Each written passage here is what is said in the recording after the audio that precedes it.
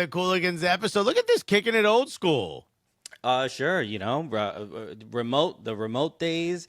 We're just, reminiscing on those great times in 2020 when we were all stuck at home. You know what I mean? There was no negativity, right? I can't remember what the reason why we were stuck at home. A lockdown. I don't think lockdown's ever been positive, regardless of what it is. Exactly. No, it was just 2020. I'm just gonna tell my son that it was a sabbatical year. We all just took collectively. We took a break. Never happened. We're all 2 years younger. You know what I mean? Because those 2 years did not happen.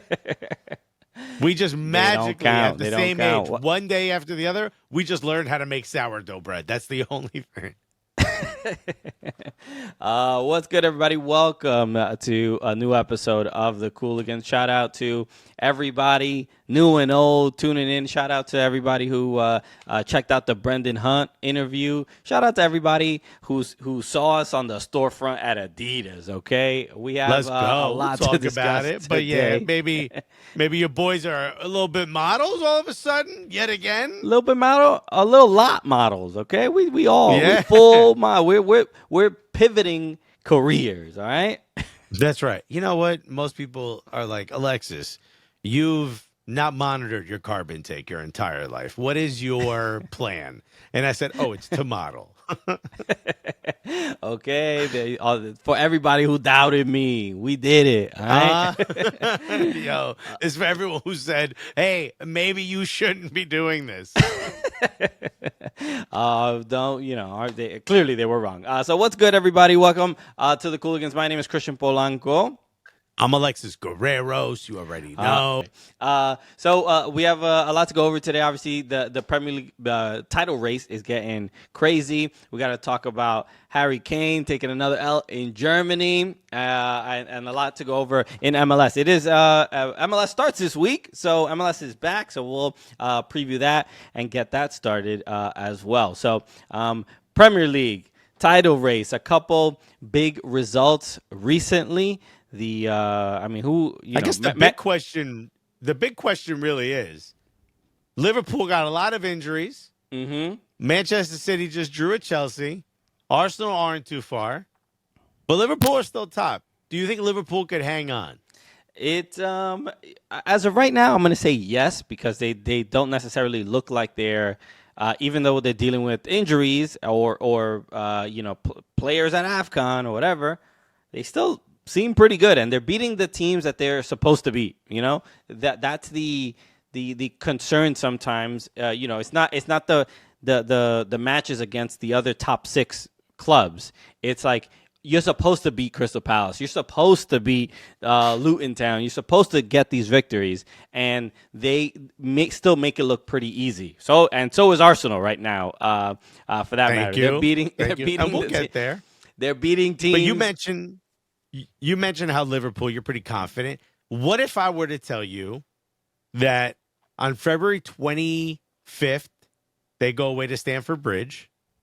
3 days later, on February 28th, they play, that's EFL Cup, by the way. I believe the EFL Cup semifinal or final, if I'm not mistaken. I believe that's the final. Yeah. An FA Cup, 3 days later, they play Southampton. It's a title. It's a trophy. It's a big match you want to play in. So I doubt maybe he'll be resting a lot of players. But 3 days after that, on March 2nd, he goes away to Nottingham Forest, the team that's fighting to stay up, right? They obviously don't want to drop points, so they're going to be going for it. And then just 8 days after that, which is, again, you just had 3 matches in about 9 days, but now 8 days later, you go to Manchester City comes to Anfield. And then 7 days after that, they've got Everton. They go to Goodison, which is going to be their most challenging fixture. Clearly, I'm glad you highlighted that one, because that's the one that they're really terrified of. It's still a derby, regardless of your favorite club being absolute basura. But think about that stretch you have in a 9-day period. You have 3 big matches, and your gift for surviving that is Manchester City comes to Anfield. Yeah, I mean, that's a tough stretch with the amount of injuries they've had. Knowing that, Are you still confident? I mean, confident. I'm not going to use the word confident. Do I think they can do it? Yes. The other teams also have to do it. They also have to play a couple tough matches here and there. So, could there be a change in who's in first by in the next few weeks? Of course. But do I think Liverpool could ultimately? I don't know how serious the injury for. I think it was Diogo Jota that got that left the game. I don't know how serious his injury is.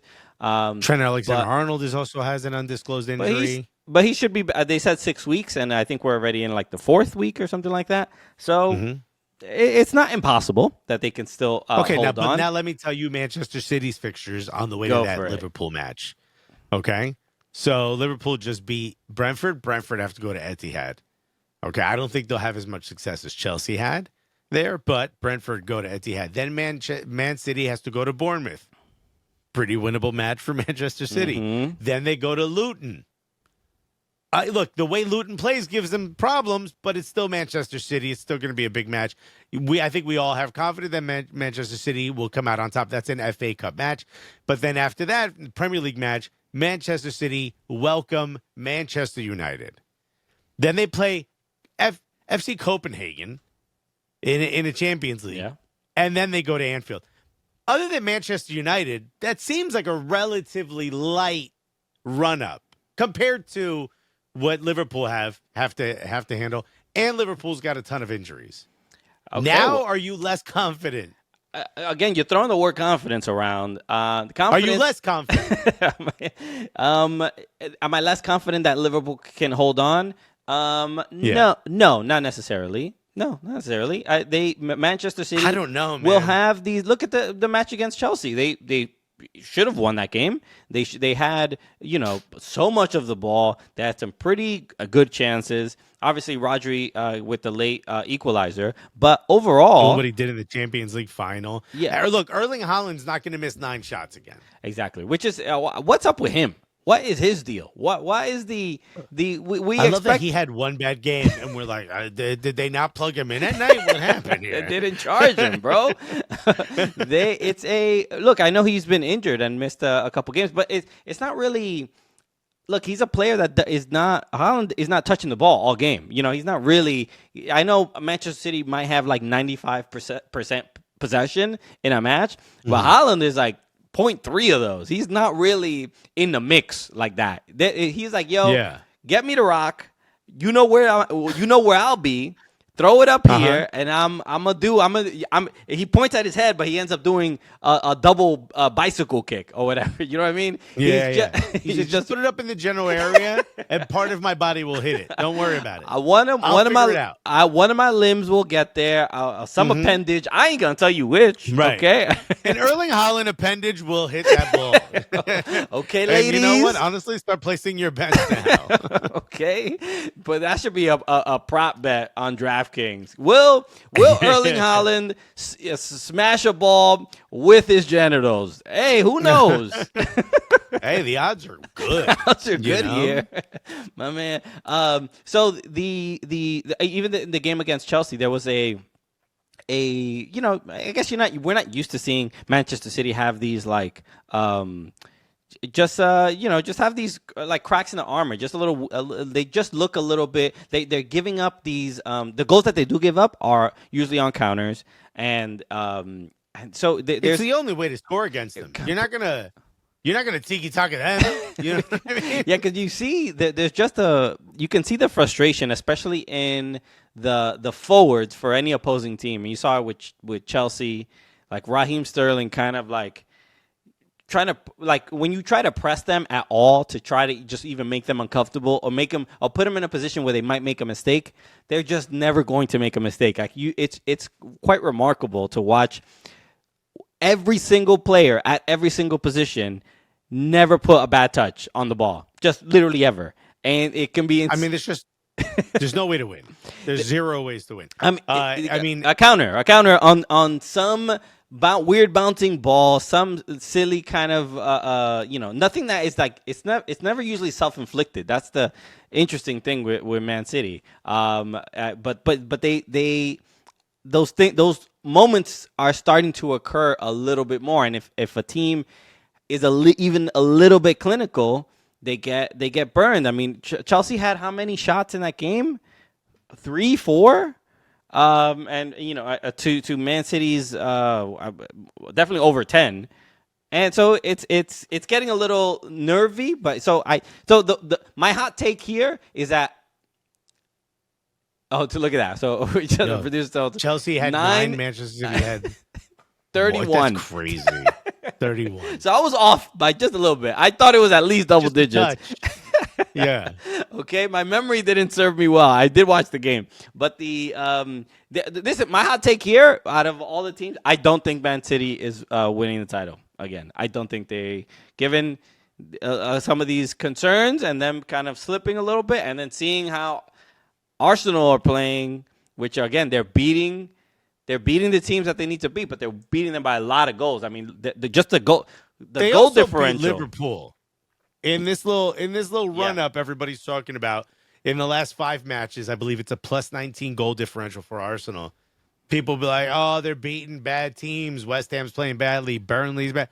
They beat Liverpool. Yeah, they did. I mean, they beat Liverpool, and that's after people were saying Arsenal can't score for an entire month, and they need to go out and buy a striker. I may or may not have been one of those people, but people were saying that. And now they're scoring at will. You seem to have a prominent role on CBS sports television, and you were saying these things. Guys, do not believe this gotcha media, okay?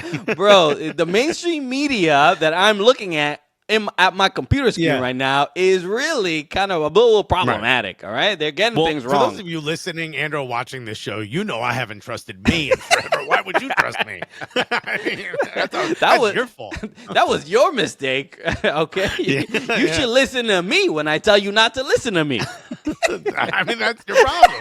I've said it since day one. Don't listen to anything I'm saying. And now you're going to listen to what I'm saying? Hey. You should have listened to what I was saying when I told you not to listen to what I was saying.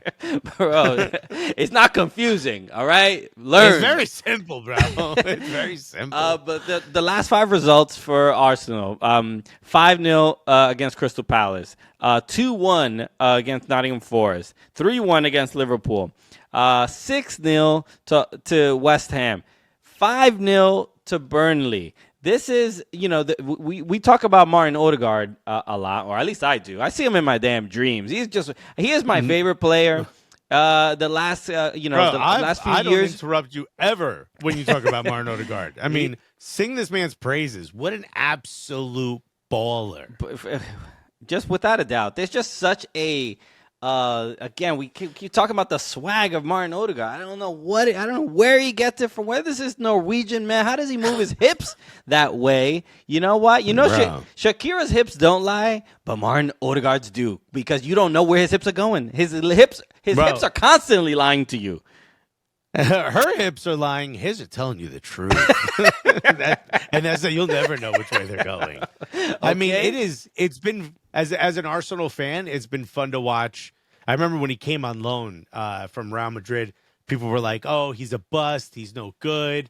And, Arteta and Nadu both said, like, no, he's a player who's kind of never really felt at home at Real Madrid. Obviously, Zidane didn't rate him, so he didn't get a lot of opportunities there. Plus, he was very young. He was constantly going on loan. He went to Real Sociedad, and you saw him develop a little bit and start to show, but it wasn't until he came to Arsenal on loan that he really, really, really established himself as someone that going forward could provide you this level of talent, but could he do it consistently? Bro, they believed in him. They went and bought him. I mean, 30-something million seems like a steal now for this player. I mean, if Kevin De Bruyne is not in the Premier League, everyone is saying Martin Odegaard is the best midfielder in the league. Yeah, at least attacking midfielder. Yeah, there's something. I mean, look, their games are pretty similar.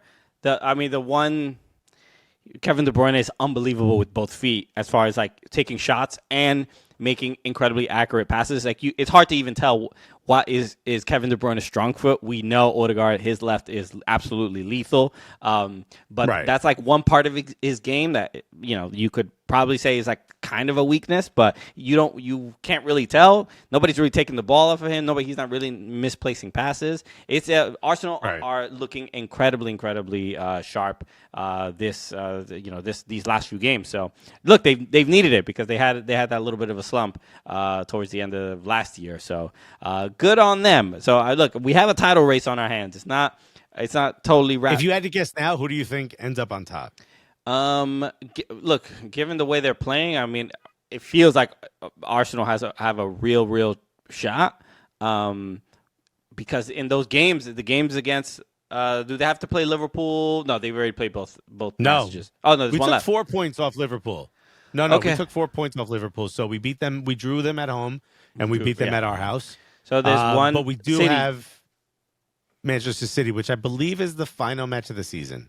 Okay, so that's gonna be those games against the top teams are gonna make such a huge difference. And Wait, we'll see. no, it's not. It's No, not we have the a last lot game, more. is Never mind. Okay, Never mind. There was another page. Okay, there was another page. Remember, like, don't listen to Alexis, everybody. Don't listen to Alexis. I was like, this feels like not enough matches. You know what is the final match? What is? Everton at the Emirates. Okay, well we're gonna be spoilers. Let's go. Even though Everton lose every time at the Emirates. Yeah. After your 4th point deduction. Let's move on to to a player that used to play in the Premier League and is now in the Bundesliga. Harry Kane at Bayern Munich. We spoke last time of. I think we spoke after the game with Bayer Leverkusen and Bayern Munich. But Bayern Munich has now also they've lost their Bundesliga match against VfL Bochum, if I'm pronouncing. Hopefully, I'm pronouncing that correctly. And now all the conversations and questions about Thomas Tuchel are up in the air again. We were sort of joking around about like simply like Bayern, they've won so much, but as soon as they lose 2 games in a row, and all of a sudden we got to burn it all down. Who is it? They're 8 points off top. I mean, if we wouldn't be saying this if it wasn't for Bayer Leverkusen being undefeated. You know, that's really ruined a lot for Harry Kane and Thomas Tuchel. But the obviously Bayern Munich have won 13 times in a row. They are Yeah, but it's Harry Kane now going over there specifically to win a title. But this is like if you're a virgin and you're like 50 years old and you go to a brothel and the moment you get there, the women go on strike. Do you understand how gut-wrenching that has to be? Like what? You know what I'm saying? Was it me? I mean, look, maybe it was me this whole time. It's like, yo, I support unions, but I don't know why they have to start right now. Yeah. I was hoping to make a specific union here. I'll be honest, because I'm pro labor. All right, I will pick it with you after I really just get this. I become a man. Get this hump off my back. You know? Okay, because I'll be honest, this thing is. I'm carrying this everywhere. This heavy weight. Okay. Yeah. It's pretty painful at this point. Even look, my mom got me the gift certificate here. What am I supposed to tell her? She also bought me the 7 condoms I'm supposed to wear at the same time.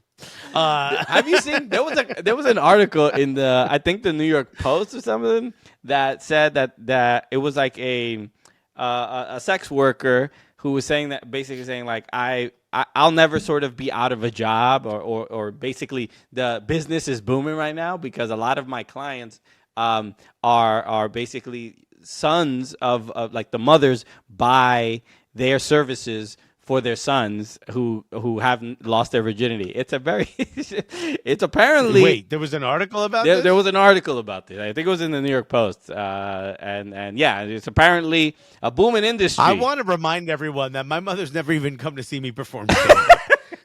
And these moms, she's not going to see you perform that either, bro. But some of these moms are out here buying brothel gift certificates. That is Incredible. I got you. What's Bro, it like to have supportive parents? that is what massive support. That's really you gotta love it. Seriously. That's Okay. the thick and thin, dude. Okay, millennial parents are different, dog. I don't know what to say. Yeah, dog. I think Thomas Tuchel could have used this on one of these gift certificates, birth certificates. What's wrong with me? Because he looks stressed on the sideline, and I would too. I don't know if you heard what he said. He goes, Harry Kane. Yeah, man, he's really good in training. Mm. And they were like, Oh yeah. How many points? How many points you get at training, huh? yeah, dog. What's that table look like? You at the top? Just you? Wow. That's kind of like low key a bit of a diss, no? I guess. I mean, it'd be. I mean, if he said he's bad at training, that's quite even more severe, right? That's not. There's no answer to that question that would make anybody feel good. No, but they're like, yo, man, what's going on with Harry Kane? He's like, I don't know, man. Well, he's in training. He seems to be doing a good job, but once they blow that whistle, he just becomes a Tottenham player again. It just feels like the energy that Bayern and the media tend to have around Bayern slipping up and feels a little bit like it feels exaggerated. It feels like they're it feels like, yo, we gotta. If we don't win, we can't pay Harry Kane or something. Like, you know what I mean? It just feels like the intensity is just like, yo, chill. Like, maybe that's the energy or maybe that's what the mood needs to be of like, we don't necessarily need to hit the panic button just because we're a couple points back, but it makes it tougher because what's the comparison? They have this insanely large wage bill. They're built specifically to win the league every year. Yeah. And I'm normally I'm against it, but I was reading Soccernomics, I believe it's called. Okay. And they were talking about the people want, and I know this seems counterintuitive, but people want a super team or at least a couple of super teams. It's actually good for the league because the away games, people will tend to buy more tickets when they know this big, massive club is coming. Right. There's more. You want to beat everyone. If there's too much parity, then it just seems kind of it doesn't equate to the same activity and fun as there's a super team involved. You don't have the David versus Goliath sort of. Yeah, you don't have like the evil giant coming. Right. You don't have like the rival, the hated team. So to some degree, Bayern Munich being Bayern Munich, as boring as it makes it for everyone else, if you're a fan of Bundesliga, you're actually quite excited because you're like, all right, if you're a fan of Darmstadt and Mainz is coming, don't be saying Darmstadt like that, bro. Darmstadt, I picked a till I die, dog. Yeah. If you're Darmstadt and Mönchengladbach is coming, you're not much glad to go buy that ticket. You feel me? But if you know Bayern Munich is coming, right, there's a bit of a different energy. You're like, yo, we want to go. We're gonna get to see Bayern Munich. Yo, Leverkusen got I think their wage bill is 1/18 of that. I'm completely guessing, by the way. Yeah. But it's a lot less Bayern Munich. But and they haven't lost at all. And that's what I was gonna say before. The comparison is. Bayern's comparing themselves to Leverkusen, who have not lost this season. How many times do we even have this situation in world football where there is a team that has not lost at all? And the reason these moments are Arsenal, yes, of course you were going to bring that up. Yes, but the main thing is it's not going to happen often, and the fact that Bayern are playing, they're currently in a season where they're playing a team that is in the table that has not lost a game. I mean, this is it seems like it just feels like a thing where Bayern fans could be like, all right, bro, yo, we have to take this L because look at the standard this season, undefeated. We're not undefeated, so our team is trash. We got to get rid of our manager because we've lost how many games? 4. I mean, it's not. It's more than I think, at this point in the season, it's probably more than they would like, but it's still only 4 losses. They're in second place, 4 points above third place. I looked this up. There's a website called Capology, which I don't know if that means salary cap or we're lying to you. Right. The study of lying, Capology. So here's what they say the wage bill is for. You want to know Bayern Munich or Bayer Leverkusen first? I mean, Bayern Leverkusen's first because I know it's lower. Clearly, Okay. So here's Leverkusen. You want to hear the per week or for the total? total. You want to do per week? Okay, Okay. both. All right, let's do per week. Per week, I have to figure out where the commas are here. Hold on. Okay, per week they spend let's call it 2 million euros per week. It's actually 1,175,769. Okay. So we'll call it 1.2, 1.17, if you will. Bayern Munich's per week.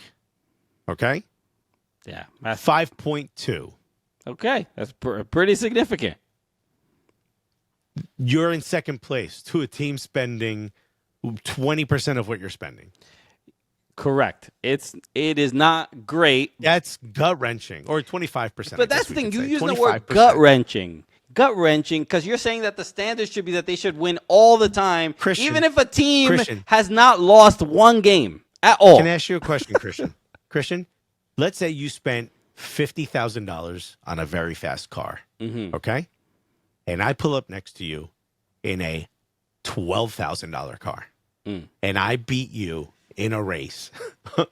Will you not be upset? Be like, yo, why'd I spend $50K on this vehicle when my man in the hoopty just dusted me? Okay, I mean, that's Leverkusen. Leverkusen have never won the league, bro. Their nickname is Neverkusen, for God's sakes. Wow. You should not be losing to them. But they have a manager that is got these players believing in themselves, bro. Okay. Okay, well then do you want to hear the biggest hot take, or not even the hot take, the biggest goss? Go for it. Is that right? The rumor is that Xabi Alonso is the number one choice for Bayern Munich's manager. I have heard that. Year. I mean, look, Bayern Munich, isn't that wild disrespectful? They will rob you. Okay, they see bro. They will buy your girl a ring while you're out on a date with her. That's Bayern Munich. They'll be like, "Hey, your wife is very nice. I want her." Okay. $1 million to spend a night with your wife. You're like, Jesus Christ, Bayern. Yeah, bro. Can I get through the appetizers, I would love to see the German version of Indecent Proposal, bro. Das $1 million. Okay. It would be quite intense. Yeah, dude. Man, these love scenes seem really robotic. But yes, I have heard that. I think look to be in company and be a potential a candidate for a manager of Bayern Munich is obviously incredibly flattering.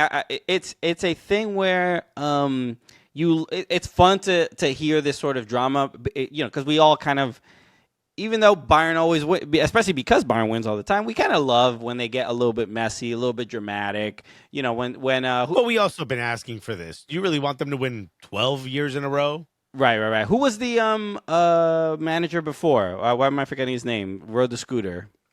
Nagelsmann. Julian Nagelsmann. Even during that whole thing, remember there was the game against Leverkusen. He was in the stands, right? And he was like, I think he was like smirking or something during the results. Like the cameras caught him a little bit, and boiling wheels to his kick scooter. Okay, so that was even just having moments like that around. I think Bundesliga for the business of the game. I mean, I know you were talking about having the sort of villain, having the Goliath in the league. It excites fans to go see that team play. But realistically, Bundesliga has some of the greatest support in the world when it comes to from Bundesliga 1 or Bundesliga 2. The fans and the supporters are incredibly loyal. They sell out stadiums for regardless of... But let's be honest. How much is that equated to their success internationally? Well, and you need that in order to compete. Correct, and that's the point. Some of the bigger clubs. That's the point I was making. Is that this drama is not necessarily beneficial to what the league, the support within Germany. It's are we selling? Are we getting clicks? Are we getting engagement? Are people talking about our league? Yeah. And Bundesliga desperately needs that to grow and to compete with the other leagues. So that's from the business standpoint, that's why people don't necessarily want Bayern to win all the damn time, because it gives us less drama, less excitement. We were so close. The last game of the season last year was beautiful. Of just like, oh my God, Dortmund might. Oh no! Okay, they didn't, and so that part of it's exciting. I think you and I would both agree that the thing the Premier League has done better than anyone else, second only to them, is probably Real Madrid, or I'm sure La Liga, is kind of understanding that you have to sell the drama within the league. You have to sell the storylines. Premier League isn't more interesting than any other league by virtue of anything other than every little thing that happens, they turn into this big telenovela of drama. It you is, know what I mean? They are the Cuban and Dominican mothers and aunts of all leagues. People have said this. I'm not coming up with it, but sports and soccer and specifically. Football specifically is the boy soap operas. Okay, we have 100%. we got our boy math, and we do everything here within the sport. So won't they? It provides a level of interest and excitement. When I saw, especially for our show, like when I saw, Kyle Walker has a second family and he's doing a interview with the Sun. Okay, this is my wheelhouse. All right. Yeah. We're in Cooligans territory now, baby. Because didn't somebody? I thought he got into a fight. I heard a rumor that he got into an argument with someone on the pitch because somebody made a comment about him having another family because he had just did that interview. So if there's trash talk, it might come up. You watch a Comedy Central roast. It's not nothing's off limits. Do you play right back, or is that what you said to your side family? It's a dangerous game, bro. You can't be just having a second family and having everybody find out. First of all, your own teammates are going to roast you. You don't think the other team's going to get after you? Bro, come on now. You don't think Ivan Toney would place a bet that you're going to take a swing on him because he's going to try to use it against you? Come on. You got to get under anybody's skin, bro. We need these points, dog. Dog, this shit is important. So good on the Premier League at all times. They're doing their thing. So they always find a way. So let's move on to Major League Soccer. Obviously, MLS is returning this week. It starts on this Wednesday. What is it? The 21st. And I believe Inter Miami's playing RSL to start off the season. But and there's going to be a 19-year-old non-professional ref. Okay, there's going to be, bro. He's like, can I speak to your dad, dude? Dude, he's great in the U12 league. He's all right. He just has to deal with a couple, probably less egos than he has to deal with in the U12 league. Probably. So there's a ref lockout. The MLS refs. So it's. The specifics it might be a little it's not pro, it is the PSRA. So pro is like the representative from like MLS who handles all they handle the referees for their league, but PSRA is like the union of the referees. And apologies if I'm not getting it exactly right. I'm just kind of rushing through and paraphrasing, but like essentially the referees union, they voted and there was an agreement offered. And they voted. It was like 93% voted no. So they immediately go into a lockout. So MLS will be starting with, you can't put it any other way. Kind of like scab refs to some degree. Just amateur refs. That, definitely not the level of experience that the pro referees have. And so it's a little bit of concern. There's a fear of what this season is going to look like. This is a Lionel Messi year, and it might be his last one in Major League Soccer. And Luis Suarez and Busquets. This ain't the time to bring out the amateur refs. So it's a little bit scary. Hopefully there is an agreement sooner than later. I saw Christina Uncle talking about this on Morning Footy, and obviously she's a former referee, and Look, when you hear the details, and a lawyer, and you could tell because of the way she was why speaking. is every like, oh, that referee law a degree. lawyer, bro? There's so many NFL. Yeah. Also, why? How you go from law? How do you end up a referee To if you a lawyer? Are you making enough money as a lawyer? You go to lawyer to judge. All right, you don't got to be a judge on the field. Why? Also, why pick two things everyone hates? What is wrong with you?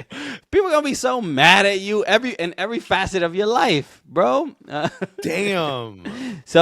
And look, there's like a lot of specifics of what the referees were looking for. Obviously, they're looking for an increase in pay, kind of just better conditions when they do work. Their travel conditions as well. And I think something about like they have to be given more lead time with regard to matches, if I'm not mistaken, was one of the things. There's a couple of things, but a lot of it is just getting better work conditions for themselves, which I think a lot of us we don't even know how much refs get paid. You know, like I have no idea. If you told me it was 30,000, I'd be like, okay. If you told me it was 300,000, I'd say like, oh, okay. But I have no idea. So I was looking up. There was a Jonathan Tannenwald of the Philadelphia Inquirer has been reporting on this, and he has said he put out a tweet. I'll bring it up in a second, but essentially from his reporting, he said that essentially I think like a center ref makes about $35,000 a year.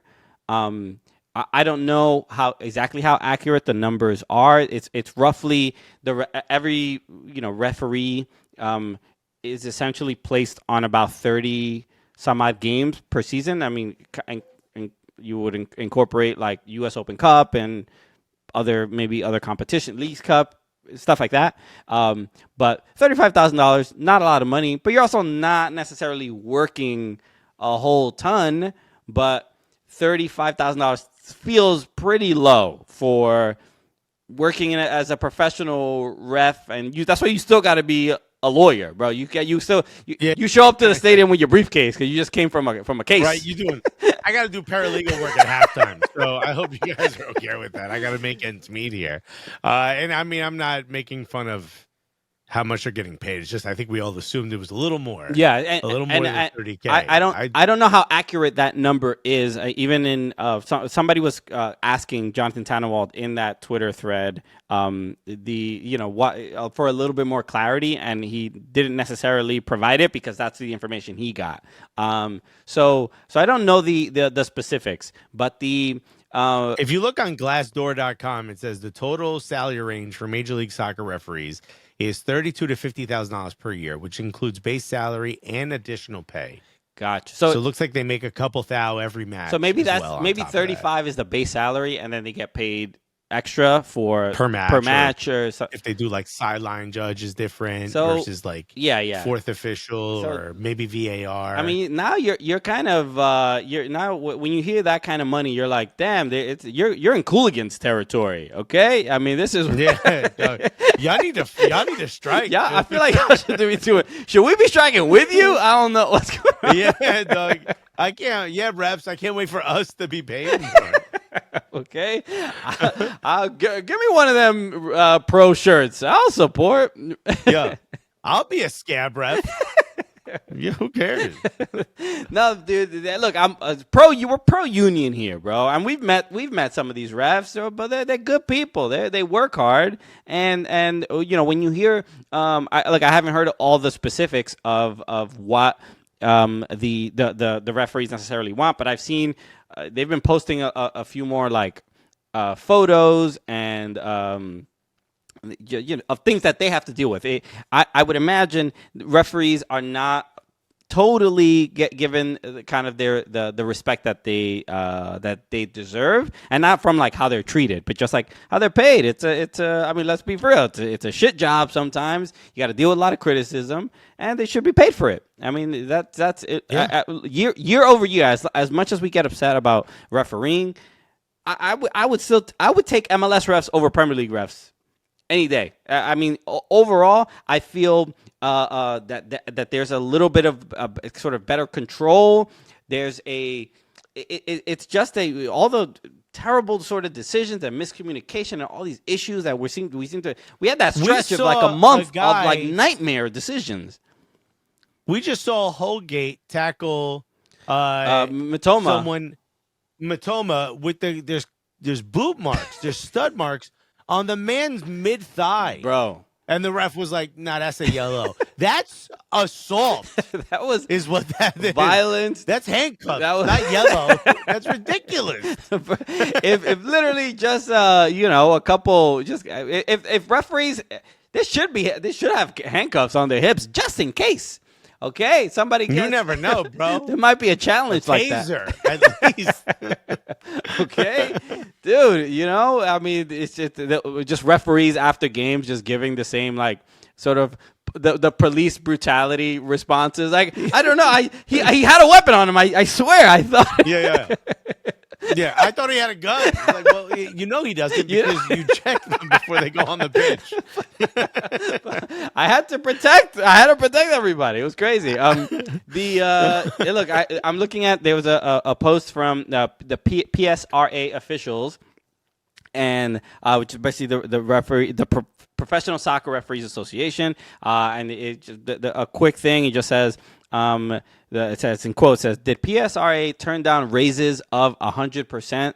Why would they do that? And it goes on to say that number is misleading. The 100% figure you may have read is for guaranteed pay, but that is not at all the same as total pay. One PSR member recently shared that their guaranteed pay in 2023 was only $3,100. Even a 100% increase on that inadequate amount would still be a ridiculously small number for a professional official working at the highest level in North America. So that's that's good spin though. We offered them a 100% pay increase. Was that from 3,000 to 6,000? Shut up. Why are you asking so many questions? 100%. This is kind of doubling. This is the same kind of gotcha question that I expect from Alexis Guerreros at Morning Footy. Right. Okay? I cannot believe. And now you wonder why I carry around this taser. Well, you're about to so I can attack people asking questions just like that. Okay? They need to be subdued. Okay? Right. Ridiculous line of questioning. Does this journalist have a weapon? I think he does. He's got a gun. His weapon is the freedom of the press. Okay? Yeah. We just need to find ways to knock it down. Exactly. You know what I mean? Okay. Just smother it a little Great. bit. People are getting a little out of hand with reporting everything. All right? Next, they'll be coming after you. I'm just here to protect you folks. Man. No, honestly, if I didn't meet my wife, I would have been pretty evil, and I think I would have done a good job at that. Okay, that's why I have to commit the crimes because they might come after you. That's crazy. Yeah. Okay, I'm doing it so you don't have to. All right. Oh man. So we're excited about Major League Soccer returning, but I think we all saw the MLS jersey launch, and we saw the leaks, and we were like, oh damn, bro, how did EA do this? And we had to be a little bit low key about it, but I think everybody already saw the news. We were part of you see me wearing the new NYCFC 24/7 kit, but we were part of the launch. In fact, give us a round of applause because we didn't leak it, everybody. We did not leak it. We didn't leak it. Even though Adidas thought we would. We could have. We very easily could have leaked all this. Okay, I expected a like I said, a rogue employee at some finish line to put the jersey out and take the photo. Looking for clout. It's always these couple clicks. It's always these Foot Locker employees that are looking for clout, bro. All right, right. So, they're backdooring now the MLS kits. They're on StockX. So, but yes, the kits came out and we got to be a part of it. And we don't have enough time. We'll probably do it on Patreon and talk about all the details of like what it's like to be a model for an MLS jersey launch because it's a fascinating story. But it was a really, really dope opportunity. Just incredibly cool we get to do something like that. We've done a lot of stuff with NYCFC. This was specifically with Adidas. And just an absolute honor. And then on top of that, the Adidas store on Broadway and Lafayette in New York City. The main Adidas store, the flagship Adidas store, or the flagship brand store. And that's important. Yeah. Because I know the flagship like athletics stores on Fifth Ave.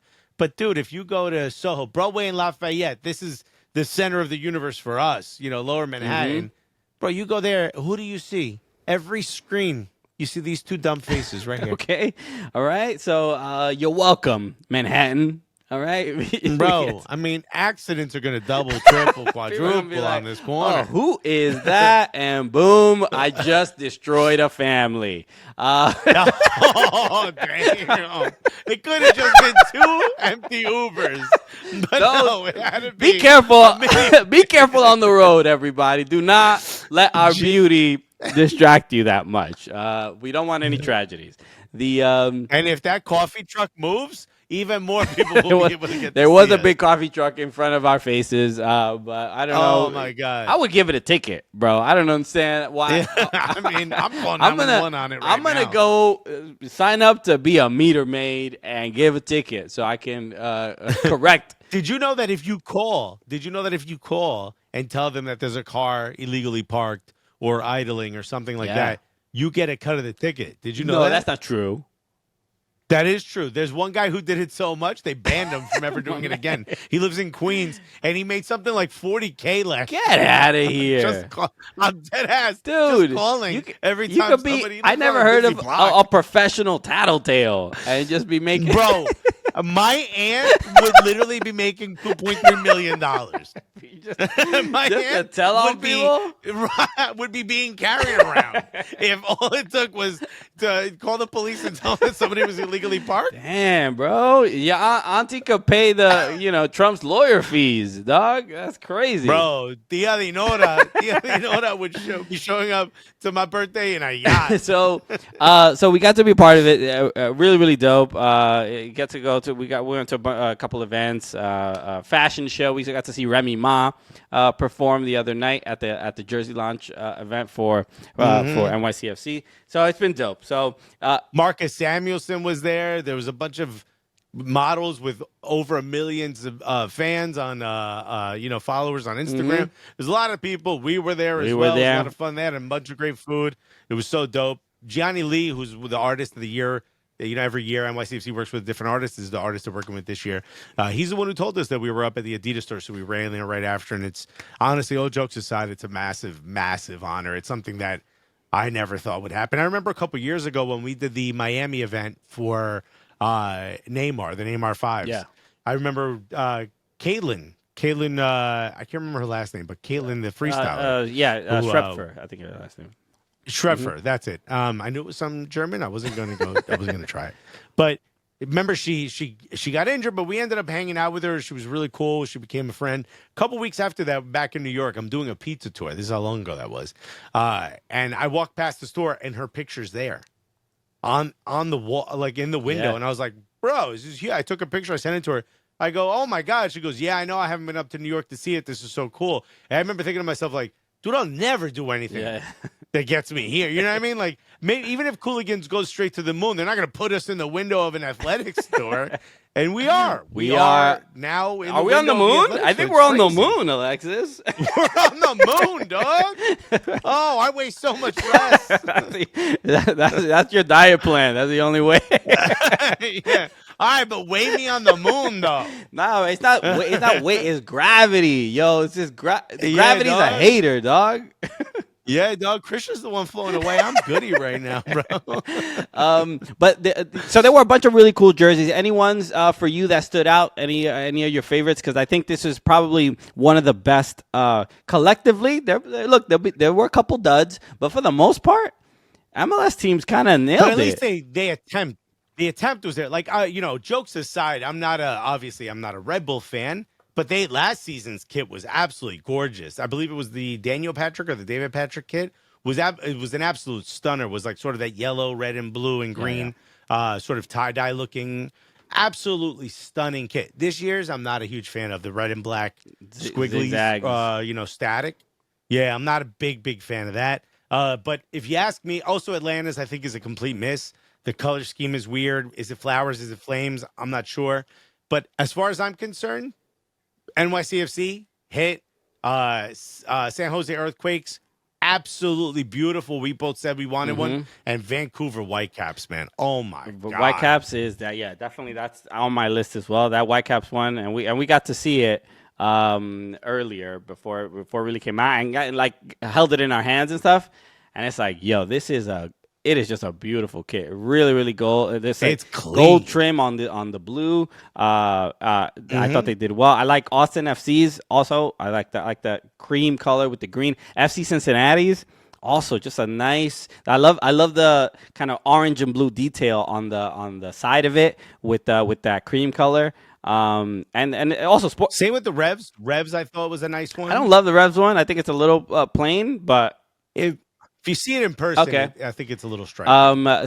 Sporting Kansas City, back to the Argyle, always a good look. Classic for them. Timbers, they crush it all the time. I saw Susanna wearing it on Morning Footy. So wearing it. It looks really dope in person. Yeah. And then the only dud to me was probably Toronto's.